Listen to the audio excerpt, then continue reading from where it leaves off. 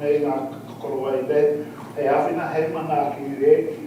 Koe nei ngā kākahu hou o tō tātou kapa poi tarawhiti ko ngā Magics no Waikato me te Waiariki. Mana ki check ngā whina nei kāka, tatu mai hoki ngā pamahina nei.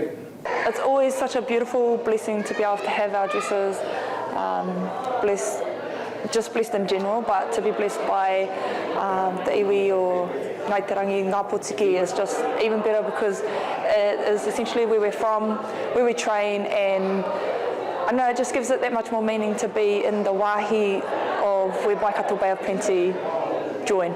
Ko e rina mikaere te kā te uhanga o te pito kai ārai o tira ko ia hoki te kāpene tuarua o te kapa.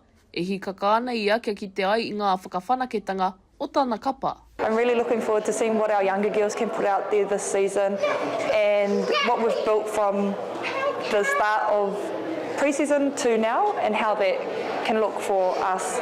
Yeah, feeling good. Feeling like it's different this year. The feel in the room was a bit different, and so I think we already kind of knew that coming into it, and so it's really special to get the dresses blessed and go into the season feeling like we're ready, and the kākahu is ready as well. Ko Georgia Tong kei te pito ārai hoki mo te kapa, hei tāna, ko te whakawhanaungatanga tehi o ngā tino momo o te kapa nei. Honestly, I just love playing with my friends. I know that it seems silly at this level, but that's the reason why we're doing well, I think, and what we'll bring onto the court is our connection, and just playing with people that you really care about makes you just go above and beyond.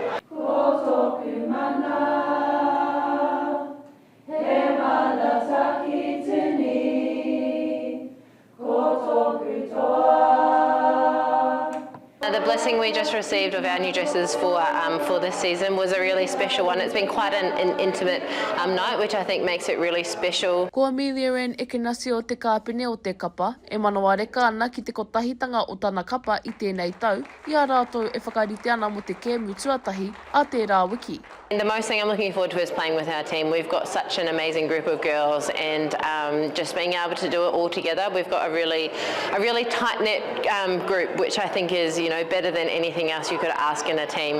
I'm feeling pretty proud actually, and quite honoured after the blessing of our dresses, because I feel that the team this year has really shifted from previous years, and so the meaning behind our dress is a lot more purposeful and intentful. Ko hoki mai anō a Mary Jane Ararua hei kaioko mo te kapa.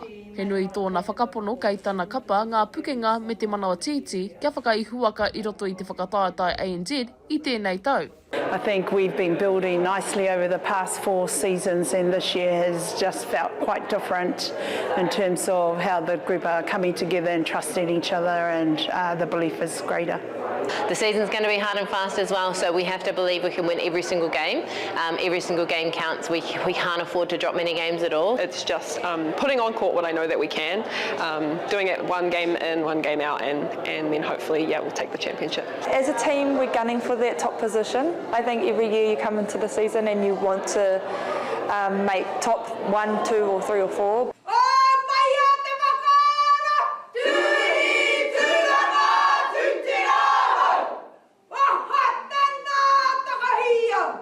Ka mutu ko tinga karakia mo ngā kākahu hou. Ko te mahi nei ko te whakarite mo te terenga poi tarawhiti, katu a koa kinei. Macie Kuki, mā Aukaha.